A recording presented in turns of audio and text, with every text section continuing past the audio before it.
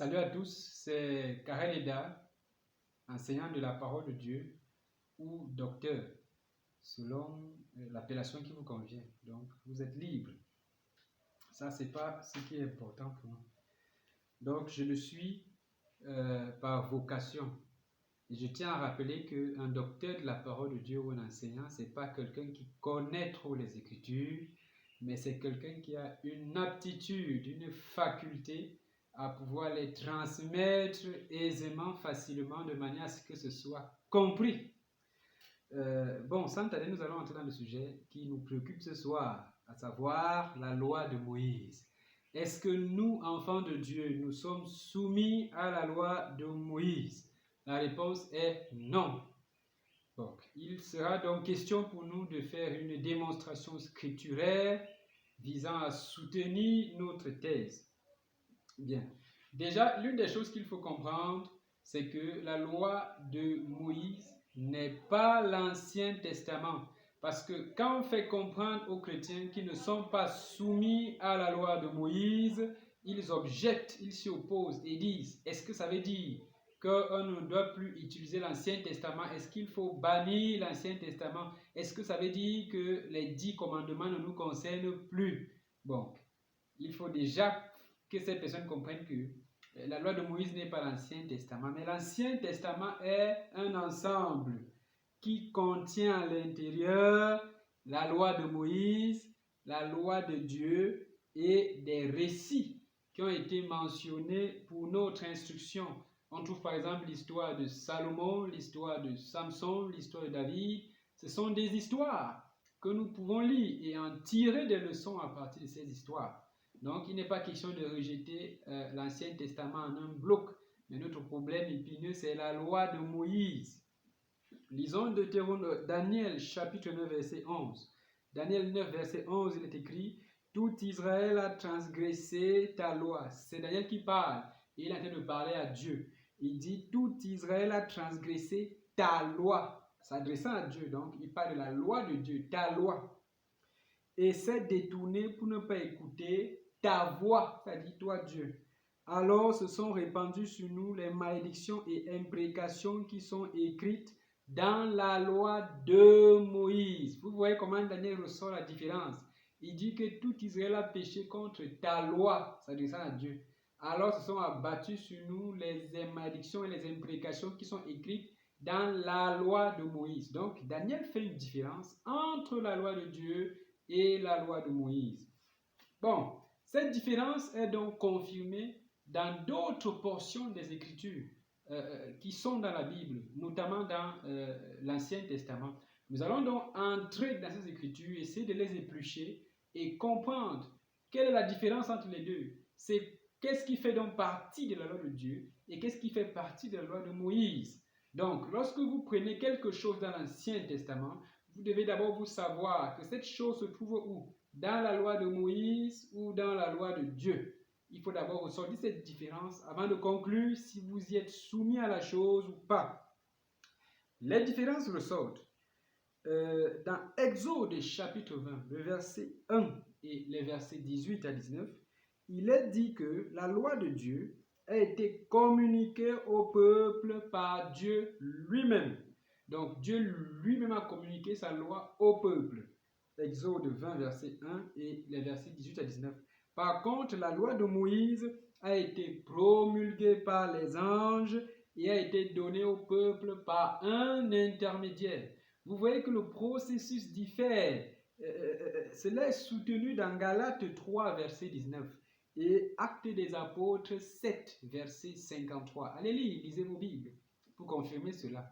Donc, Dieu lui-même a communiqué sa loi directement au peuple, alors que la loi de Moïse a été promulguée par les anges, communiquée au peuple par un intermédiaire, qui est Moïse. Alors que dans le cas de la loi de Dieu, il n'y avait pas d'intermédiaire. Dieu a communiqué lui directement sa loi au peuple.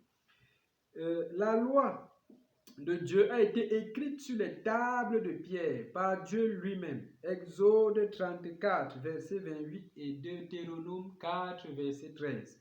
Donc la loi de Dieu a été écrite par Dieu lui-même. Où? Sur les tables de pierre. Alors que la loi de Moïse a été écrite non pas sur les tables de pierre, mais écrite dans un livre, non pas par Dieu, mais par Moïse. Vous voyez la différence entre les deux. La référence se trouve dans Deutéronome 31, verset 9 et le verset 24. La loi de Dieu a été placée à l'intérieur de l'arche. Ça veut dire la table de pierre a été placée à l'intérieur du coffre qu'on appelait l'arche de l'alliance. Référence, c'est Deutéronome 10, verset 5. Alors que la loi de Moïse, qui n'était pas sur les tables de pierre, mais sur un livre écrit par Moïse, a été placée où? À côté de l'arche. Vous voyez que même par leur position, Dieu faisait tout pour marquer la différence, afin de ne pas tomber dans le mélange. Bien. Et la loi de Dieu est éternelle. Ça veut dire qu'elle ne peut pas prendre fin. La référence est Psaume 89, verset 35 et Psaume 111 du verset 7 au verset 9. Par contre, la loi de Moïse comporte des éléments abolis. C'est clairement écrit dans Hébreux 7, verset 12 et les versets 18 à 19. Vous voyez la différence déjà entre la loi de Moïse et la loi de Dieu. Bien, pour comprendre le contenu des lois de Dieu, il suffit de regarder qu'est-ce qui était écrit sur les tables de pierre. C'est cela qui nous renseigne sur le contenu des lois de Dieu. Sur les tables de pierre, ce n'était rien d'autre que les 10 commandements. Donc, la loi de Dieu, ce sont les 10 commandements. Donc, les 10 commandements ne sont pas la loi de Moïse. Donc, cher chrétien qui m'entend, lorsqu'on te dit que tu n'es pas soumis à la loi de Moïse, ça ne veut pas dire que tu n'es pas soumis aux 10 commandements. Non, les 10 commandements ne font pas partie de la loi de Moïse. Comprends cette différence aujourd'hui. Bien, donc les différences sont clairement ressorties. Les différences sont ressorties, on peut noter ceci, qu'il y a eu des différences au niveau des sources. J'entends par source ici les lieux d'inscription de la loi. Donc, pendant que l'une est écrite sur les tables en pierre, l'autre sur un livre. Différence au niveau des positions. Pendant que l'une est dans l'arche, l'autre est à côté de l'arche. Différente au niveau de la durée. Pendant que l'une est éternelle, l'autre est temporelle. Donc, cette différence, déjà mise par Dieu, veut nous amener à comprendre qu'on doit faire très attention à ne pas tomber dans le mélange. Genèse 26, verset 5 dit, « Parce que Abraham a obéi à ma voix, et qu'il a observé mes ordres, mes commandements, mes statuts et mes lois. » Donc c'est Dieu qui parle. Il dit que Abraham a obéi à sa voix. Or, dans Daniel 9 que nous avons lu un peu plus haut, Daniel disait, « Tout Israël a transgressé ta loi et s'est détourné pour ne pas écouter ta voix. » Donc Daniel appelle aussi la loi de Dieu sa voix. Or, et dans Genèse 26, verset 5, il est dit, « Parce que Abraham a obéi à ma voix, donc littéralement à la loi de l'Éternel, selon Daniel 9, verset 11. Et c'est même encore plus précis quand on lit la suite du verset. Parce que Abraham a obéi à ma voix et qu'il a observé mes ordres, mes commandements et mes statuts. Donc, ce verset nous dit que Abraham a obéi aux commandements de Dieu. Mais où est-ce que ces commandements se trouvaient? Ces commandements étaient écrits où? Étant donné que les tables de pierre sont venues au temps de Moïse, donc après la mort d'Abraham. Puisque les tables de pierre n'existaient pas encore à l'époque d'Abraham, on peut donc conclure que ces commandements que Abraham a observés, il les a observés parce que ces commandements étaient écrits dans son cœur, ce que nous appelons la loi morale, c'est-à-dire que la connaissance naturelle placée au fond de nous par l'Esprit de Dieu nous amènant à connaître, à faire la différence entre le bien et le mal. Donc la loi de Dieu, c'est 10 commandements, les 10 commandements qui sont sur les tables de pierre, plus toute loi écrite dans nos cœurs par l'Esprit. Donc on n'a pas besoin de lire un document pour les connaître, nous les connaissons naturellement. Nous connaissons naturellement que le vol n'est pas bien. Nous connaissons naturellement que l'adultère n'est pas bien. Donc, c'est ça. Les 10 commandements et toutes choses que nous connaissons naturellement qu'elle n'est pas bonne. Par exemple, la bestialité. Dieu, le principe de vie de Dieu en nous, nous amène à comprendre naturellement, sans avoir lu quelque part, qu'on ne peut pas coucher avec un animal, c'est pas bon. Donc, c'est la loi de Dieu. Et ces 10 commandements-là résument ce qu'on appelle la loi de Christ. Nous allons voir ça un peu plus tard quand nous entrerons dans 1 Corinthiens 9. Donc, la loi, il y a donc une différence. Daniel 9, verset 11, fait la différence entre la loi de Moïse et la loi de Dieu. Donc, à ne pas confondre les deux. Maintenant, la loi de Moïse elle-même est scindée en loi cérémonielle et les lois civiles. Nous allons voir. Qu'est-ce qu'on entend par loi cérémonielle? Les lois cérémonielles sont les lois, les commandements relatifs aux fêtes, aux rites, aux restrictions alimentaires, aux cérémonies rituelles. Donc, c'est ça les lois cérémonielles du genre. Par exemple, si Israël a péché, il devait amener un agneau et le sacrificateur devait poser ses mains sur le tête de l'agneau, confesser les péchés du peuple et les péchés partaient sur l'agneau et l'agneau était exécuté à la place du peuple. Ça, c'était des commandements rituels qui faisaient quoi? Qui préfiguraient Christ, d'après les Écritures. Donc, la loi cérémonielle, cette loi-là relative aux cérémonies rituelles, fêtes et règles alimentaires, cette loi repose sur le sacerdoce lévitique. Hébreux 7, verset 11 le dit clairement. Or, dans Hébreux 7, verset 12, on dit que le sacerdoce lévitique étant changé, il y a aussi nécessairement changement des lois. Donc, le fait que nous ne soyons plus soumis au sacerdoce lévitique, mais nous soyons soumis au sacerdoce à la classe selon l'ordre de Melchisédek, alors il y a également changement des lois cérémonielles. Nous ne sommes plus soumis aux lois cérémonielles parce que nous ne sommes pas rattachés au sacerdoce lévitique. Donc il faut bien qu'on comprenne ça, enfant de Dieu. C'est clair dans Hébreux 7, 11 à 12. Bien. Les lois cérémonielles étaient l'ombre des choses à venir. Hébreux chapitre 10, verset 1. Donc ces lois préfiguraient Christ.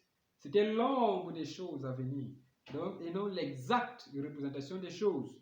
Bien donc, la loi cérémonielle était symbolique, ça préfigurait Christ. Donc, une fois le Christ est venu, ces lois sont abolies. Mais nous les lisons pour qu'elles nous enseignent et nous amènent à mieux comprendre la Christologie et la mission de Christ dans l'Église et sur terre.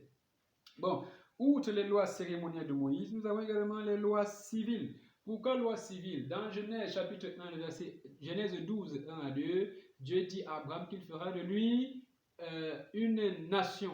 Qu'est-ce qu'une nation? Ça veut dire un pays. Et qui dit pays, ça veut dire que dit également un système de loi propre à un pays. Donc Israël n'était pas seulement le peuple de Dieu, mais était aussi un pays. Et en tant que pays, il fallait donc une loi comme les autres pays. C'est ce qu'on entend par loi civile de Moïse. Donc c'est propre au pays d'Israël, ça ne nous concerne pas. Nous ici qui sommes par exemple au Cameroun, nous avons notre loi civile. Bien. Exemple de loi civile, à ce moment-là, Deutéronome 24, verset 10 à 11. Si tu fais à ton prochain un prêt quelconque, tu n'entreras point dans sa maison pour te saisir de son gage. Vous voyez qu'il est écrit clairement, si tu fais un prêt à ton prochain, tu ne peux pas entrer chez lui saisir un gage. C'était propre à la nation d'Israël. Ça ne concerne pas nous aujourd'hui au Cameroun. Une autre loi civile, c'est dans Deutéronome 24, 1 à 2. Lorsqu'un homme a pris et épouser une femme qui viendrait à ne pas trouver grâce à ses yeux parce qu'il a découvert en elle quelque chose de honteux, il écrit pour elle une lettre de divorce et après la lui avoir remise, la renvoie de chez lui. Elle sort alors de chez lui, s'en va et peut devenir la femme d'un autre homme. Donc voilà une loi civile qui autorisait, loi civile de Moïse, qui autorisait le divorce. Il fallait juste écrire une lettre de divorce, renvoyer la femme, et non seulement la femme était renvoyée, la femme était autorisée à épouser un autre homme, donc elle pouvait devenir femme d'un autre. Quelle est la position de Christ par rapport à cette loi civile de Moïse? Matthieu chapitre 5, 31 à 32, il est écrit, il a été dit, ouais, Jésus dit, il a été dit, ça veut dire il fait référence à un fait passé, il a été dit, c'est-à-dire dans la loi civile de Moïse, il a été dit que celui qui renvoie sa femme lui donne une lettre de divorce. Donc il fait référence à la loi civile de Moïse qu'on a eu à lire. Mais moi, je vous dis, quand il dit mais moi, ça veut dire qu'il manifeste son opposition à la loi civile de Moïse. Mais moi, je vous dis, celui qui renvoie sa femme, sauf pour cause d'infidélité, l'expose à devenir adultère, et celui qui épouse une femme divorcée commet un adultère.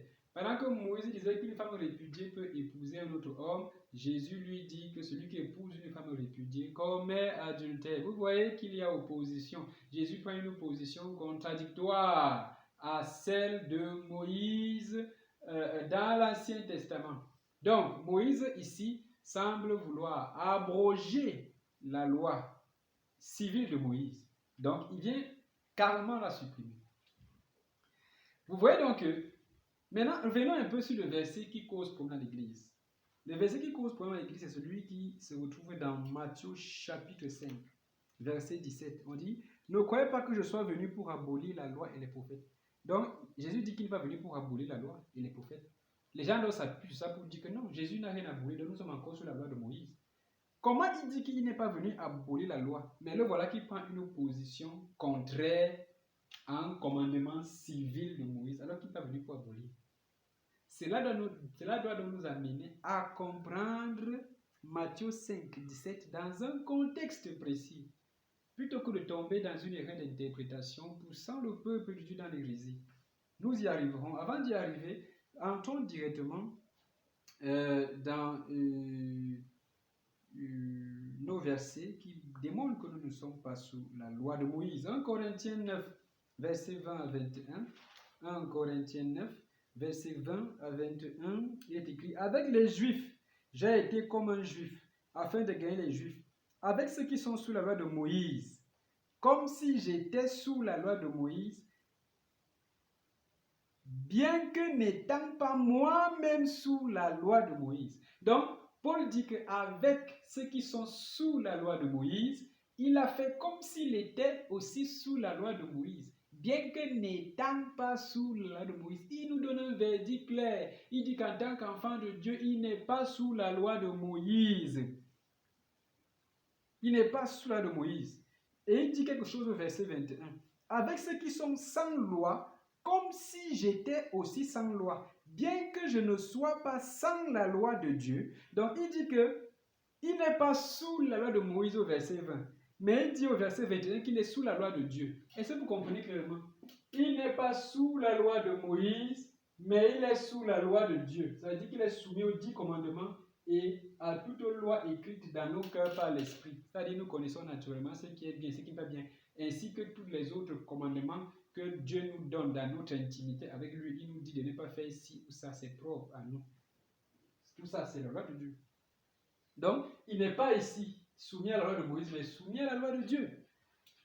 Donc, nous, enfants de Dieu, nous ne sommes pas soumis à la loi de Moïse. Nous sommes soumis à la loi de Dieu.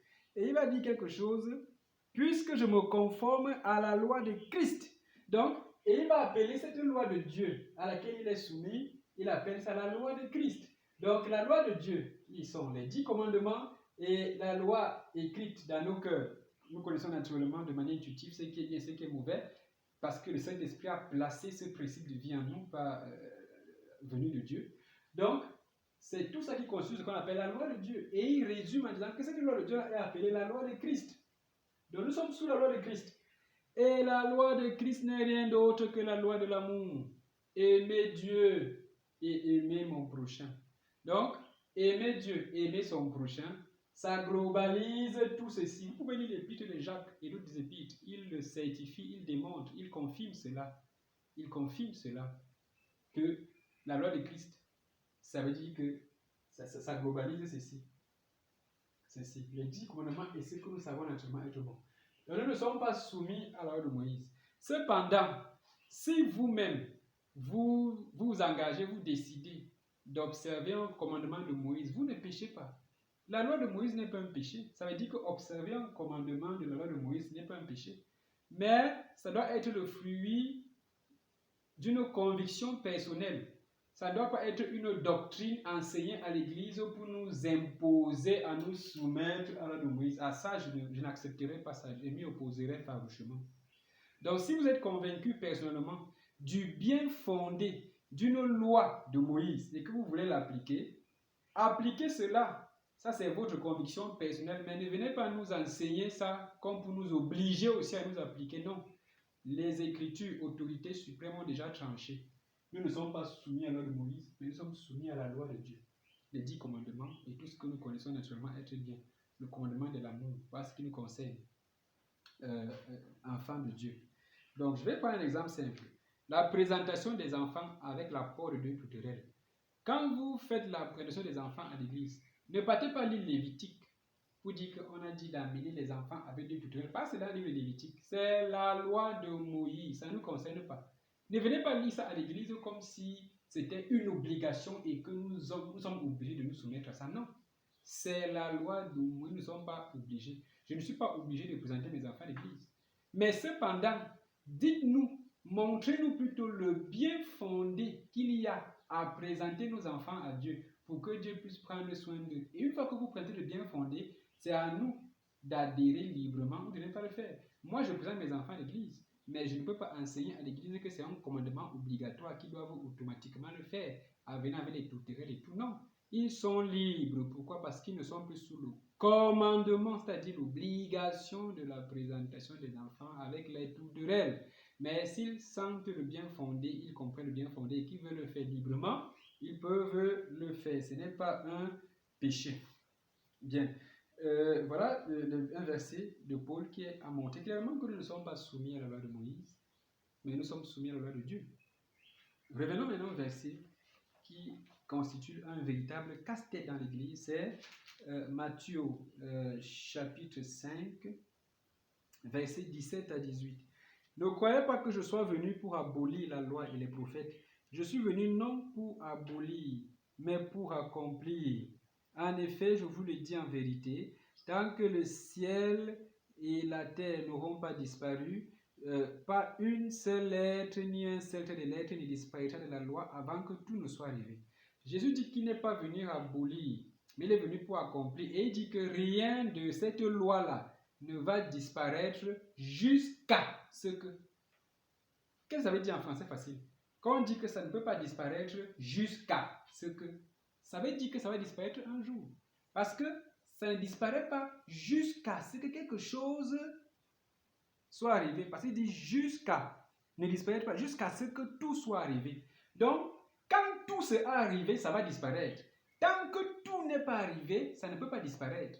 Donc, la limite de l'existence de cette loi, c'est l'accomplissement.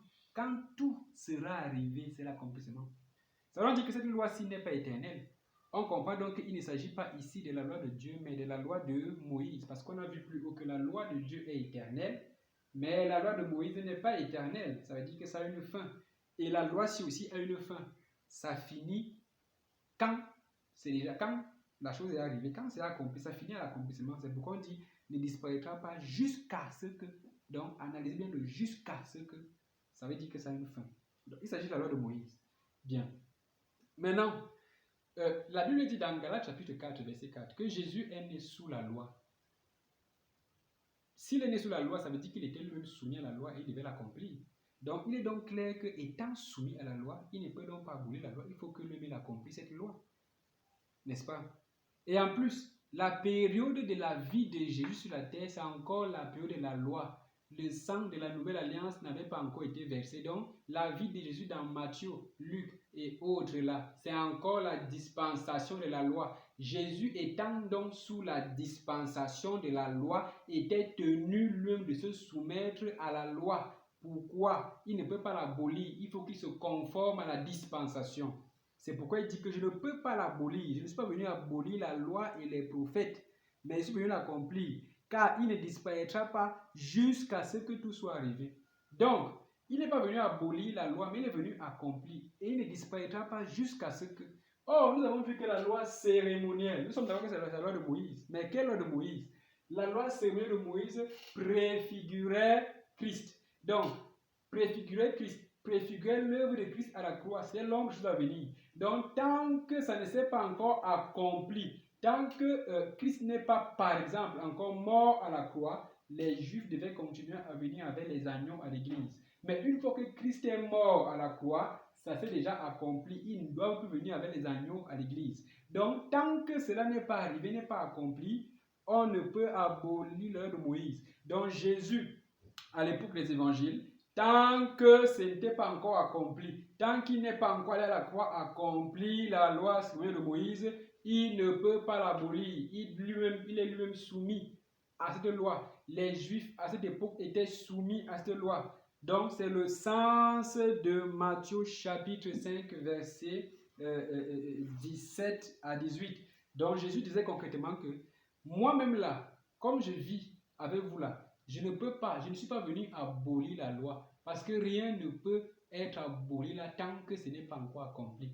Mais une fois que lui est parti mourir à la croix et accompli cela, plus besoin de revenir dans ces rudiments parce que ça accompli. Donc, si la loi cérémonielle de Moïse n'était pas encore accomplie à l'époque, n'était pas encore accomplie du vivant de Jésus sur la terre, c'était néanmoins accompli après la mort de Jésus à la croix. Donc Jésus parle de son vivant, il était encore soumis à l'ordre de Moïse, il devait l'appliquer. Raison pour laquelle quand il guérit un lépreux, il dit va te présenter chez le sacrificateur et donne ce que Moïse a ordonné pour ta purification. Pourquoi? Parce que la loi civile n'était pas encore accomplie. Il fallait encore l'appliquer, raison pour laquelle il encourage quelqu'un à l'appliquer. Mais est-ce que de nos jours, si nous sommes guéris de la lèpre, on doit aussi aller chez le sacrificateur faire un rituel de purification? Non. Pourquoi? Parce qu'à notre temps, c'est déjà accompli. La loi cérémonielle est accomplie en Christ.